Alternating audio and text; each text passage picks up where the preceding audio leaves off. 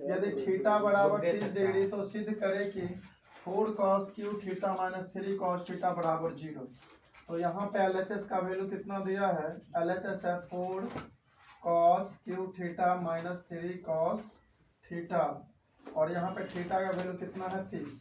तो 4 multiply cos 30 degree और power में कितना है 3 माइनस 3 cos 30 डिग्री।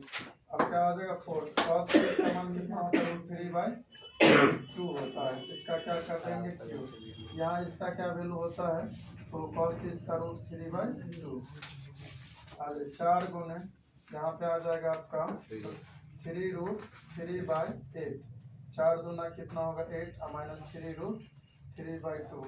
अब बताए 3√3/2 और माइनस 3√3/2, ये प्लस में है और ये माइनस में, क्या आ जाएगा कैंसिल होके 0 बराबर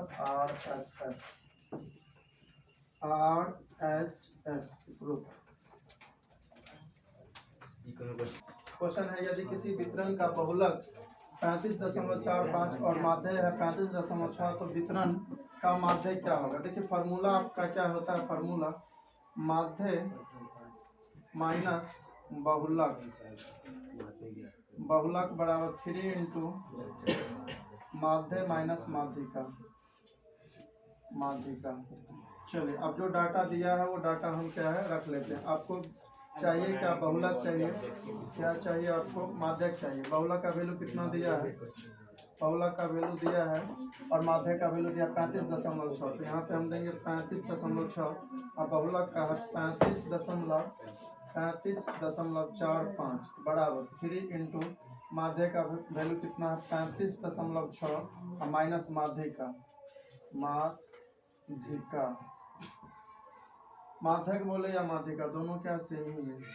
तो देखिए 35.6 में से 35.45 घटाइएगा तो कितना आएगा, 35.6 में से 35.45 घटाइएगा तो 10 में से 5 गए 5, 5 में से 4 गए कैंसिल, कैंसिल, ये पॉइंट आ गया यानी 0.15। इधर आ जाएगा 3 इंटू 35 इंटू 6 माइनस माध्यिका। चलिए अब क्या कीजिए, यहाँ पे आ जाएगा 15, जब उड़ाएंगे इसे तो क्या आ जाएगा 15/100। नीचे क्या उड़ाएंगे तो क्या आ जाएगा 15, क्या आ जाएगा, पहले सबसे पहले यह 0.15 तो 15 देखिए यहाँ पे उड़ाएंगे तो क्या हो जाएगा, नीचे आ जाएगा 100 बराबर 3 इंटू 35.6 माइनस माध्यिका, माध्यिका। अब जो है ये काटेंगे तो क्या आ जाएगा 3 5 15 20 5 100। तो आपका ये वैल्यू क्या आ जाएगा, 1/20 बराबर क्या हो जाएगा 35 इंटू 6.6 माइनस माध्यिका, माध्यिका। अब देखिए ये भाग में उधर जाएगा तो क्या होगा, गुना में होगा। तो ये आ जाएगा 1 बराबर 20 इंटू 35 इंटू 6 माइनस माध्यिका। चलिए तो ये आ गया आपका वैल्यू। आप देखिए इसे मल्टीप्लाई कर लेते हैं। तो चलिए साइड में करते हैं मल्टीप्लाई। इधर क्या आ जाएगा 1 बराबर आ जाएगा 20 मल्टीप्लाई 35.6 और माइनस 20 माध्यिका, माध्यिका। चलिए अब इसे जब हम मल्टीप्लाई करेंगे नीचे कितना आ जाएगा 10, 10 गुना कितना आ जाएगा 20, 356 गुना कितना हो जाएगा 3 दूनी 6, 56 दूनी 112 और ये आ जाएगा 712 यानी 356 दूनी कितना हो जाएगा 6 दूनी 12, 5 दूनी 10 या 712, 712 का माइनस 20 माध्यिका। चलिए माइनस में इधर लाएंगे तो क्या होगा प्लस में, तो 20 माध्यिका, आइए प्लस में इधर आएगा तो क्या होगा माइनस में, तो 712 माइनस 1। अब 20 माध्यिका, माध्यिका बराबर क्या हो जाएगा 711। तो माध्यिका बराबर क्या हो जाएगा, माध्यिका बराबर होगा 711/20। चलिए यही आपका क्या हो जाएगा फाइनल आंसर। जब इसे भाग दीजिएगा तो क्या हो जाएगा, भाग दे के देखते हैं 711 में क्या आ जाएगा 20, यहाँ पे 20 दिया 60, 20 दिया 60, यहाँ 1 आ जाएगा, यहाँ भी 1 आ जाएगा, यहाँ 20 पंचे 100, 100 1 1 यहाँ पॉइंट देंगे तो यहाँ 0 बीस पंचे 100, यहाँ आ जाएगा, फिर यहाँ पे आ जाएगा 0 बीस पंचे 100, यानी काटने पे कितना आता है 37.55। तो माध्यिका आपका क्या आ जाएगा, माध्यिका जो आएगा वो आ जाएगा 35.55। ये आपका हो जाएगा फाइनल आंसर। तो चलिए देखते हैं नेक्स्ट क्वेश्चन। हेलो दोस्त, मैथ्स स्ट्रीम्स में आपका स्वागत है। चलिए देखते हैं आज पाइथागोरस प्रमेय जो कि एग्जाम में 5 मार्क्स का पूछा जाता है। चलिए देखते हैं क्वेश्चन। क्वेश्चन क्या है, साधारण प्रतिज्ञा। साधारण प्रतिज्ञा, एक समकोण त्रिभुज में कर्ण का वर्ग अन्य दो भुजाओं के वर्गों के योगफल के बराबर होता है। तो सबसे पहले आपको ये समझना होगा, जैसा कि आप देख रहे हैं यहाँ साधारण प्रतिज्ञा लिखा हुआ है। आपको एग्जाम में ये साधारण प्रतिज्ञा ये वाला वर्ड नहीं लिखा रहेगा, यहाँ पे आपको क्वेश्चन नंबर लिखा रहेगा। जैसे मान लीजिए 14 नंबर क्वेश्चन में दिया, तो यहाँ पे 14 नंबर रहेगा लिखा हुआ, उसके बाद ये लाइन पूरा रहेगा लिखा हुआ। ये पार्ट नहीं आपको बोलेगा कि साधारण प्रतिज्ञा, ठीक है। ये आपको खुद पहचान लेना है कि ये पाइथागोरस प्रमेय दिया है या पाइथागोरस का विलोम दिया है। तो ये आपको क्या है ध्यान रहना चाहिए। तो यहाँ क्या बोला है, एक समकोण त्रिभुज में। तो सबसे पहले जो आपको विशेष प्रतिज्ञा में जो लिखना है वो क्या लिखना है, एक समकोण त्रिभुज दिया है, उसके बाद आपसे पूछ रहा है कर्ण का वर्ग अन्य दो भुजाओं के वर्गों के योगफल के बराबर होता है। वर्ग मतलब होता है पावर में क्या होता है 2। तो सबसे पहले आप क्या कीजिए, साधारण प्रतिज्ञा के बाद लिखिए विशेष प्रतिज्ञा। विशेष प्रतिज्ञा, और विशेष प्रतिज्ञा हम लोग कहाँ से लिखते हैं, तो विशेष प्रतिज्ञा हम लोग साधारण प्रतिज्ञा से ही लिखते हैं। तो विशेष प्रतिज्ञा क्या है, तो यहाँ पे दिया एक समकोण त्रिभुज में। तो यहाँ पे क्या कीजिए, एक समकोण त्रिभुज सबसे पहले बना लीजिए। तो समकोण त्रिभुज यहाँ पे अगर बनाते हैं, चलिए यहाँ पे एक समकोण त्रिभुज बना लेंगे। यहाँ पे क्या है, एक समकोण त्रिभुज अगर बनाएंगे, चलिए थोड़ा सा यहाँ पे एक क्या है समकोण त्रिभुज बनाते हैं। समकोण त्रिभुज बनाने के बाद क्या करेंगे, यहाँ पे नाम रख देते हैं ABC। तो यहाँ पे कर्ण कौन हो जाएगा AC, और लंब क्या हो जाएगा AB, और आधार क्या हो जाएगा BC। अब यहाँ पे लिख लीजिए, यहाँ पे बोल दिया है ना कि एक समकोण त्रिभुज में, इसका मतलब है कि साधारण प्रतिज्ञा में समकोण त्रिभुज की चर्चा कर दिया, तो हम समकोण त्रिभुज बना लिए। यहाँ पे लिख लीजिए माना ABC एक समकोण त्रिभुज है, समकोण त्रिभुज है। अब देखिए यहाँ पे आप कहिएगा सर दिया हुआ था तो आप माने क्यों। एक बात बताइए, इसमें ये मेंशन नहीं ना है, इसमें ये नहीं ना बताएगा कि ABC एक समकोण त्रिभुज है। जब हम समकोण त्रिभुज बनाए तो उसका हम क्या कर दिए, नाम रख दिए। इसीलिए नाम रख दिए, इसीलिए यहाँ पे माना शब्द लगा दिए। यहाँ पे ये नहीं बताया कि ABC है कि DF है, लेकिन यहाँ पे बोला है समकोण त्रिभुज। तो यहाँ पे हम मान लिए ABC क्या है, समकोण त्रिभुज है। ये क्या है, हम मान लिए। तो माना ABC एक समकोण त्रिभुज है जिसमें एंगल बी क्या है, समकोण है। एंगल बी क्या है, समकोण है। समकोण का मतलब होता है जहाँ पे 90 डिग्री का कोण बनता है। इसका मतलब यहाँ पे कितना डिग्री का कोण बन रहा है, 90 डिग्री का। इसे हम क्या बोलते हैं, समकोण। एक समकोण बराबर होता है 90 डिग्री। तो समकोण एंगल बी क्या है, समकोण है। और बाकी देखिए ये क्या है, AB लंब हो जाएगा, BC आधार होगा, और AC क्या हो जाएगा, कर्ण हो जाएगा। और यहाँ पे क्या है, AB क्या है, लंब है। AB क्या है, AB आपका हो गया लंब, और BC आपका हो गया आधार, और AC क्या हो गया, कर्ण। तो इतना चीज हम लोग को क्या विशेष प्रतिज्ञा में मिल जाता है। अब देखिए विशेष प्रतिज्ञा के बाद क्या करते हैं, रचना में एक चीज कर लेंगे, यहाँ से एक लंब दे देंगे, ठीक है। किस पे डालेंगे लंब, AC भुजा पे। किस पे डालेंगे, AC भुजा पे। तो यहाँ पे विशेष प्रतिज्ञा के बाद रचना कर लीजिए। रचना क्या होता है, तो जैसे आप चित्र में कोई भी चीज अगर ड्रॉ करते हैं तो वो रचना के अंतर्गत आता है। जैसे यहाँ पे हम एक लाइन खींचे, उसका नाम क्या है, BD लाइन है। इसे हम क्या है, रचना में लिखेंगे एंगल B से BD लंब AC पर खींचा। तो यहाँ पे क्या लिखेंगे रचना में, एंगल B से BD लंब AC पर डाला या खींचा, ठीक है। एंगल B से BD लंब AC पर डाला, अर्थात यहाँ पे आप लिख सकते हैं BD लंब AC, BD लंब AC, यानी BD पर AC क्या है, लंब है। यानी ये जो BD है ना, ये क्या है, लंब। किस पे खड़ा है, AC पर। जैसे हम धरती पे खड़ा है तो हम धरती के साथ क्या बना रहे हैं, लंबवत कोण बन रहा है, ठीक है मेरे साथ, ठीक है। उसी प्रकार यहाँ पे क्या है, ये क्या आधार है और ये क्या है, लंब। तो इसके साथ क्या है, लंब है। तो ये क्या है, 90 डिग्री यहाँ बनाएगा। यहाँ पे कितना डिग्री का कोण बनाएगा, 90। यहाँ भी 90 बनाएगा, यहाँ भी 90 बनाएगा। अब बताइए हमें, अगर यहाँ 90 बना रहा है तो 90 के सामने की भुजा को क्या कहेंगे, कर्ण। यहाँ भी 90 बना रहा है तो 90 के सामने की भुजा को क्या कहेंगे, कर्ण। और बड़ा वाला त्रिभुज में अगर यहाँ 90 है तो 90 के सामने वाला भुजा क्या हो जाएगा, कर्ण। तो बड़ा वाला त्रिभुज के लिए कर्ण AC हो जाएगा, छोटा वाला त्रिभुज के लिए कर्ण ADB वाला में हो जाएगा कर्ण AB, और BDC वाला में कर्ण हो जाएगा BC। तो सबसे पहले हमें करना क्या है, तो सबसे पहले हमें करना ये है कि एक बार हमें ये त्रिभुज के साथ और बड़ा वाला के साथ क्या रिलेशन फिक्स करना है। उसके बाद क्या है, ये वाला के साथ और बड़ा वाला के साथ क्या करना है, रिलेशन फिक्स करना है। रिलेशन कैसा, समरूप वाला। रिलेशन कैसा, समरूप। तो समरूप करते हैं, चलिए देखिए। अब यहाँ पे क्या हो गया, साधारण विशेष रचना। अब यहाँ पे हमें लिखना होगा सिद्ध करना। क्या लिखना होगा, सिद्ध करना है कि। तो सिद्ध क्या करना है बताइए। तो आपको बता दिया है एक समकोण त्रिभुज में, तो यहाँ तक तो आपका हो जाएगा क्या, विशेष प्रतिज्ञा में। अब यहाँ से जो शुरू होगा, कर्ण का वर्ग अन्य दो भुजाओं के वर्गों के योगफल के बराबर होता है। इसका मतलब क्या होता है, कर्ण का वर्ग। तो कर्ण का वर्ग क्या होता है, तो कर्ण क्या है, एबीसी में कर्ण क्या है, एसी है। यानी एसी का जो वर्ग होगा, वर्ग का मतलब होता है स्क्वायर, यानी एसी स्क्वायर बराबर क्या होगा, एसी स्क्वायर। एसी क्या है, कर्ण, इसका स्क्वायर। क्या बोला, कर्ण का वर्ग अन्य दो भुजाओं के वर्गों के योगफल के बराबर होता है। इसका मतलब क्या है, इसके अलावा दो भुजा कौन बचा बड़ा वाला त्रिभुज में, यानी ए बी सी त्रिभुज में एसी के अलावा दो कौन भुजा बचा, एक ए बी बचा है और एक बी सी बचा। इसका वर्ग निकालना है, उसके बाद दोनों को क्या कर देना है, जोड़ देना है। तो क्या हो जाएगा, योगफल हो जाएगा। जैसे ए बी स्क्वायर, तो ए बी का क्या हो गया, वर्ग हो गया। फिर क्या है, बी सी का वर्ग। तो दोनों को जोड़ देंगे तो क्या कहलाएगा, योगफल। तो यही हमें क्या करना है, सिद्ध करना है। ए सी स्क्वायर बराबर A B square plus B C square. इसे कहते हैं कर्ण, ये है लंब और ये है आधार। यानी कर्ण का स्क्वायर बराबर लंब का स्क्वायर जोड़ आधार का स्क्वायर। समझे कि नहीं समझे। चलिए देखिए, अब क्या है, साधारण प्रतिज्ञा, विशेष प्रतिज्ञा, रचना और क्या है, सिद्ध करना। इसके बाद हम क्या रखेंगे, प्रमाण। याद रखिएगा, प्रमाण दिए हैं तो लास्ट में हमें क्या देना पड़ेगा, प्रमाणित। अगर यहाँ पे उपपत्ति देते तो लास्ट में क्या देते, उपपन्न। यहाँ पे प्रूफ देते तो यहाँ पे लिखते प्रूफ। यानी लास्ट में क्या है, यहाँ से डिसाइड होता है। जैसे यहाँ प्रमाण दिए तो क्या करेंगे, प्रमाणित। तो सबसे पहले प्रमाण में आपको पहले भी बताया कि इसमें क्या है, दो वैसे आप देखिए, एक दो, एक पहला त्रिभुज ये हो गया, ये दूसरा हो गया, और एक क्या है, बड़ा वाला। तो इसमें कितने त्रिभुज है, तीन त्रिभुज है।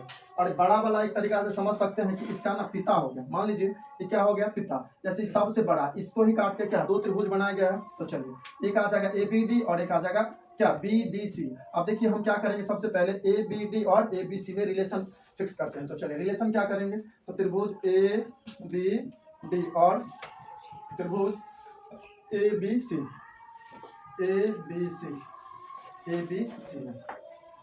चलिए तो सबसे पहले इसमें देख लेते हैं, त्रिभुज ए बी डी और त्रिभुज ए बी सी में। तो यहाँ पे क्या है, तो यहाँ पे आपका क्या है, देखिए अब हम क्या करेंगे, दोनों त्रिभुज को समरूप करेंगे। और समरूप करने का कितना कंडीशन होता है, दो कंडीशन होता है। समरूप होने का कितना कंडीशन होता है, दो। अगर दो त्रिभुज में यानी ए बी डी और ए बी सी में कम से कम दो कोण अगर मिल गया तो समझिए वो त्रिभुज क्या हो जाएगा, समरूप हो जाएगा। क्या हो जाएगा, समरूप। तो देखिए यहाँ पे कौन क्या मिल रहा है, तो देखिए ध्यान से देखिए। अभी हम छोटा वाला को आपको दिखा रहे हैं, a b d. A b d में ए बी डी का कौन कौन कोण होगा, एक तो ये वाला होगा, एक ये होगा और एक ये होगा। अब बड़ा वाला की बात करें, ए बी सी। अब देखिए बड़ा वाला में एगो ये होगा, देखो ये होगा और एगो ये होगा। तो देखिए, तो ये वाला कोण दोनों में ओवेनिस्ट आ रहा है। ओवेनिस्ट का मतलब होता है उस कोण पे दोनों का अधिकार है। क्या, ऐसे अगर आते हैं बी ए डी, तो ये छोटा वाला के लिए आ गया। अब ऐसे आते हैं बड़ा वाला के, बी ए सी, तो बड़ा वाला के लिए भी क्या है, वो कोण ओवेनिस्ट आता है। तो किस लिए बराबर है, तो ओवेनिस्ट कोण से। तो यहाँ पे लिखिएगा angle b a d, b a d. याद रखिए कोण हमेशा कहाँ रहता है, बीच में। तो हम कोण को कहाँ रखें, बीच में। और बराबर में क्या लिखेंगे, बी ए सी। यानी पहले हम अगर छोटा त्रिभुज का चर्चा कर रहे हैं तो सारा चीज पहले हम छोटा त्रिभुज ही लेंगे। समझ गए। तो यहाँ पे देखिए एंगल क्या हो जाएगा, बी ए सी। अब किस लिए बराबर हुआ है, तो ओवेनिस्ट कोण से। किस लिए बराबर हुआ है, ओवेनिस्ट कोण से। तो यहाँ पे आ जाएगा ओवेनिस्ट कोण, ओवेनिस्ट कोण। अब देखिए अंग्रेजी में से क्या कहेंगे, कॉमन एंगल। क्या कहेंगे, कॉमन एंगल। कॉमन का मतलब होता है दोनों में रहता है, दोनों के लिए, इसीलिए क्या हो गया, कॉमन एंगल। हिंदी में से क्या कहते हैं, ओवेनिस्ट कोण। अब एक कोण तो मिल गया, अब दूसरा कोण कैसे मिलेगा, तो देखिए 90 डिग्री यहाँ पे बन रहा है ना छोटा वाला में, और बड़ा वाला में भी देखिए यहाँ पे कितना बन रहा है, 90। तो 90 से दोनों क्या हो जाएगा, बराबर हो जाएगा। अब देखिए क्या हो जाएगा, एंगल, एंगल क्या है, ए डी बी। यहाँ पे क्या है, एंगल ए डी बी बराबर क्या हो जाएगा, क्या हो जाएगा, ए डी बी बराबर ए बी सी। क्या हो जाएगा, ए बी सी। अब यहाँ पे किस लिए बराबर हुआ, 90 डिग्री से बराबर हुआ। कैसे बराबर हुआ, अगर हम बोलेंगे कि ये दोनों कैसे बराबर हुआ, तो हम बोलेंगे दोनों का मान कितना है, 90। हम बोलेंगे ये दोनों कैसे बराबर हुआ, तो हम कहेंगे कि ए पे ना बी ए डी का भी अधिकार है और बी ए सी का भी अधिकार है। कहने का मीन्स क्या है, बराबर, इसका भी अधिकार है उस कोण पे, इसका भी अधिकार है। इसीलिए दोनों का जब अधिकार बराबर बराबर होता है उसे हम क्या कहते हैं, ओवेनिस्ट कोण। जैसे मान लीजिए एक घर रहता है, एक घर रहता है, और ये घर का क्या है, एक बीच वाला दीवार, दो घर है, इसका बीच वाला दीवार बताइए, बीच वाला दीवार पे क्या है, ये वाले घर का भी अधिकार है और ये वाले घर का। तो इस दीवार को हम क्या कहते हैं, ओवेनिस्ट दीवार। क्या कहते हैं, ओवेनिस्ट दीवार। तो ये आ गया, ये क्या हो गया, ओवेनिस्ट से बराबर। अब देखिए हम आपको बोले थे कि दो कोण अगर बराबर मिल जाता है तो त्रिभुज क्या हो जाता है, समरूप हो जाता है। तो त्रिभुज क्या हो जाएगा, समरूप हो जाएगा। तो समरूप हो जाता है तो त्रिभुज क्या हो जाएगा, ए बी डी। अब समरूप का सिंबल ये क्या है, ये है समरूप का सिंबल। तो आ जाएगा त्रिभुज ए बी सी। अब किस लिए कैसे समरूप हुआ, तो एंगल एंगल्स, एंगल मतलब क्या होता है, कोण होता है। यहाँ पे कितना एंगल बराबर हुआ है, 2 एंगल। यहाँ भी एंगले है, एंगल मतलब क्या होता है, कोण। यहाँ भी क्या है, एंगले से बराबर हुआ था, और यहाँ भी क्या हुआ, एंगले से बराबर। एंगल मतलब कोण, तो जब कोण से बराबर हुआ इसलिए यहाँ पे लिखेंगे ए समरूपता। ए समरूपता का मतलब हुआ कोण कोण समरूपता, एंगल एंगल समरूपता, एंगल एंगल सिमिलरिटी। ठीक है, तो चलिए ये हो गया। अब समरूप हो गया तो देखिए याद रखिएगा, जब समरूप हो जाता है कोई दो त्रिभुज अगर समरूप होता है तो उसका क्या होता है, भुजा का जो रेशियो होता है, संगत भुजा का जो रेशियो होता है वो अनुपात में क्या होता है, बराबर होता है।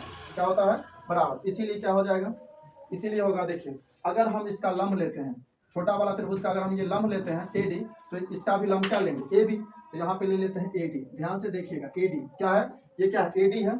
छोटा वाला का हम क्या है, अगर छोटा वाला का हम लंब ले रहे हैं तो बड़ा वाला का क्या लेंगे, लंब ही लेंगे। तो यहाँ एडी ले रहे हैं, ये छोटा वाला का, तो बड़ा वाला का क्या लेंगे, ए बी। क्या लेंगे, ए बी। आप कहेगा सर ये तो छोटा वाला में से ही आप ले रहे हैं, तो आपको ध्यान होना चाहिए कि देखिए ए बी सी, बड़ा वाला है जो चित्र बन रहा है, तो बड़ा वाला का ये क्या है, लंब है, और ये क्या है, आधार है, और ये क्या है, कर्ण है। और छोटा वाला का ये क्या है, लंब है, और ये क्या है, आधार है, और ये क्या है, कर्ण है। तो हम अगर छोटा वाला का लंब ले रहे हैं एडी, तो ये बड़ा वाला का क्या है, लंब हो जाएगा। तो यानी एडी बटा क्या हो जाएगा, ए बी। अब देखिए छोटा वाला का हम क्या लेते हैं, देखिए छोटा वाला का हम कर्ण लेते हैं, क्या लेते हैं, कर्ण। छोटा वाला का हम क्या लेते हैं, कर्ण। तो बड़ा वाला का कर्ण क्या हो जाएगा, एसी। छोटा वाला का कर्ण कैसे ये हुआ, तो 90 के सामने की भुजा को हम क्या कहते हैं, कर्ण कहते हैं। तो 90 वाले सामने वाली भुजा कौन है, ए बी है, छोटका के लिए, तो क्या हो जाएगा, कर्ण। और बड़ा वाला का कर्ण क्या होगा, एसी। तो यहाँ पे क्या आ जाएगा, एसी आ जाएगा। अब यहाँ पे क्रॉस मल्टीप्लाई कीजिएगा, तो एडी को अगर एसी से गुना कीजिएगा तो एडी गुना एसी, और एबी को एबी से कीजिएगा तो एबी स्क्वायर। तो यहाँ पे क्या लिखेंगे, तो देखिए यहाँ पे जो लिखेंगे हम क्रॉस मल्टीप्लाई अगर करते हैं तो क्या हो जाएगा, ए बी स्क्वायर बराबर ए बी को गुना करेंगे तो ए बी स्क्वायर बराबर क्या होगा, ए डी गुने ए सी। इसे हम इक्वेशन फर्स्ट मानते हैं, इसे इक्वेशन फर्स्ट। आप देखिए अब हम क्या करेंगे, अब जैसा रिलेशन हम इसके साथ किए थे बड़ा वाला त्रिभुज को लेकर, वैसा रिलेशन हम इसके साथ भी करेंगे। तो चलिए देखते हैं। तो अब त्रिभुज बी डी सी और त्रिभुज ए बी सी में, तो यहाँ पे भी क्या है, पहले क्या है, छोटा वाला त्रिभुज बाद में बड़ा वाला। यहाँ पे भी पहले क्या है, छोटा वाला त्रिभुज और बाद में बड़ा वाला। तो जब हम छोटा से स्टार्ट किए तो सब चीज क्या है, छोटा छोटा लेते चलेंगे। तो चलिए देखते हैं तो इसमें क्या है वेनिश। तो देखिए यहाँ पे क्या सी कोण क्या है, इसके लिए भी है और बड़ा वाला के लिए भी। तो यहाँ पे लिखेंगे एंगल बी सी डी बराबर क्या हो जाएगा, एंगल बी सी ए। कैसे हुआ बराबर, उभयनिष्ठ कोण से। कैसे हुआ, उभयनिष्ठ कोण से, उभयनिष्ठ कोण से, उभयनिष्ठ कोण से। तो ये बराबर हो गया उभयनिष्ठ कोण से। चलिए अब क्या हो जाएगा, अब जो है यहाँ पे जो बराबर करेंगे 90, यहाँ पे 90 बन रहा है, ठीक है, छोटा वाला में। तो क्या लिखेंगे, angle b d c, b d c यहाँ पे 90 डिग्री, और देखिए बड़ा वाला का कहाँ पे 90 बन रहा है, ए बी सी यहाँ बन रहा है। तो क्या हो जाएगा, लिखेंगे यहाँ पे लिखेंगे ए बी सी, ए बी सी। क्या लिखेंगे, ए बी सी बराबर 90 डिग्री। और जब क्या है, दो कोण बराबर आ जाता है तो क्या हो जाता है, त्रिभुज समरूप हो जाता है। जब समरूप हो जाएगा तो उसका भुजा क्या हो जाएगा, बराबर अनुपात में बढ़ जाएगा। तो देखिए यहाँ पे क्या लिए थे, लंब लिए थे, यहाँ पे क्या ले लेंगे, आधार। तो अब आपको हम बता दें, रचना में देख लीजिए बी डी लंब।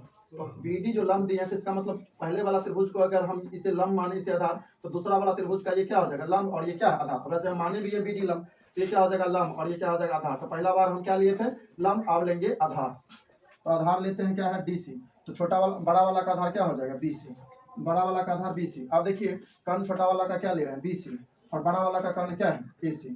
अब देखिए क्रॉस मल्टीप्लाई करेंगे तो क्या होगा, तो यहाँ पे आ जाएगा बी सी स्क्वायर बराबर, देखिए बी सी को बी सी से मल्टीप्लाई करेंगे तो बी सी स्क्वायर, और डी सी को ए सी से गुना करेंगे तो क्या हो जाएगा, डी सी गुने ए सी। अब इसे हम क्या समीकरण 2 मानेंगे। अब यहाँ पे क्या करेंगे, समीकरण 1 और समीकरण 2 को जोड़ने पर, अब समीकरण 1 और समीकरण 2 को जोड़ने पर, तो समीकरण 1 और समीकरण 2 को जोड़ते हैं तो क्या हो जाएगा बताइए। यहाँ पे आ जाएगा ए बी स्क्वायर, और यहाँ पे आ जाएगा बी सी स्क्वायर, इधर आ जाएगा क्या, ए डी गुने ए सी, और यहाँ पे क्या आ जाएगा, डी सी गुने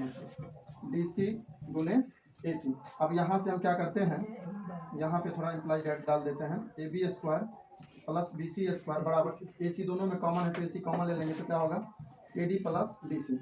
अब यहाँ पे क्या आ जाएगा, A B square plus B C square बराबर, A B square plus B C square बराबर क्या होगा, ए सी गुने, देखिए A D plus D C क्या है, A D plus D C क्या है, A D plus D C क्या है, ए सी। यहाँ पे क्या देंगे, ए सी। अब यहाँ पे क्या हो जाएगा, A B square plus B C square बराबर, ए सी को इसी से गुना करेंगे तो क्या होगा, ए सी स्क्वायर, क्या होगा, ए सी स्क्वायर। इसी को हम ऐसे लिख सकते हैं, ए सी स्क्वायर बराबर A B square plus B C square. यही आपका क्या होगा फाइनल आंसर। इसे लिख दीजिए प्रमाणित। प्रमाणित ऊपर क्या बोले थे आपको कि प्रमाण होगा तो नीचे क्या लिखाएगा, प्रमाणित। तो फाइनल क्या हो गया, प्रूफ हो गया। चलिए देखते हैं नेक्स्ट क्वेश्चन।